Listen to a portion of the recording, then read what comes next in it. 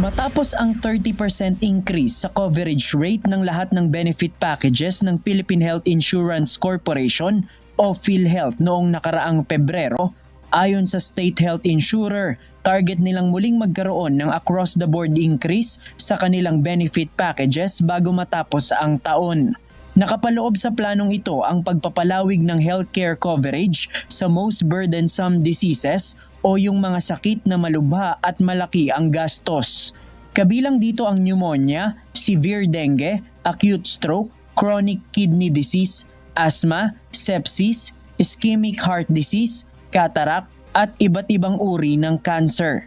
Talagang we are working very hard in PhilHealth to get there, no? Naghahabol talaga kami kasi more than 10 years hindi na-increase yung packages, so ngayon naghahabol kami. So bago po matapos ang taon, ay makukumpleto na po natin yung at least top 10. Ganon din po yung nabanggit na bago matapos ang taon, yun pong possible another round of 30 to 50% increase. Samantala, suportado umano ng mga opisyal ng PhilHealth na ibaba ang buwan ng premium contribution ng mga miyembro nito. Ito'y dahil meron ng naipon ang ahensya na nasa higit 500 billion pesos na pondo mula sa monthly contribution ng mga miyembro. Sapat na nila ito para i-cover ang pangangailangan ng mga Pilipinong nagpapagamot na kino-cover ng healthcare packages. Ayon kay PhilHealth President Emmanuel Ledesma, ang panukala ay ibaba sa 3.25% ang monthly contribution mula sa kasalukuyang 5%.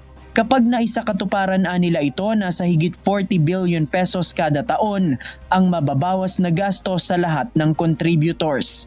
Gayunman, nakadepende pa rin sa Senado kung aaprubahan ang panukalang batas para ibaba ang premium contribution. Basta from our end, fully supportive kami, and then we leave it up to them, and definitely once that bill is passed, we will definitely follow and we will be happy. We'll be happy for the people, no? Sa nakalipas na pahayag ni Senate President Cheese Escudero, sinabi nito na kayang ibaba ng PhilHealth ang premium nito dahil mas malaki ang naiipong pondo kaysa sa nailalabas na gastos.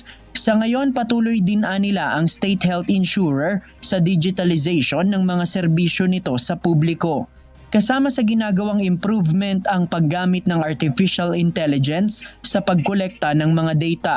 Katuwang dito ang Department of Information and Communications Technology o DICT. Kumpiyansa ang ahensya na magiging fully digitalized ang kanilang sistema sa termino ni Pangulong Ferdinand Marcos Jr. Now, with the digital transformation systems po ng PhilHealth, we are targeting na mas mapabilis po ang pagbabayad sa mga hospital. Mawala na po yung mga RTH natin, mawala na o mabawasan na po yung mga scanned documents natin na ginagamit. And at the same time, magkaroon po tayo ng magandang data na aakyat po sa PhilHealth. JP Nunez, UNTV, News and Rescue. Diyos ang aming sandigan, serbisyo publiko ang aming pinahahalagahan.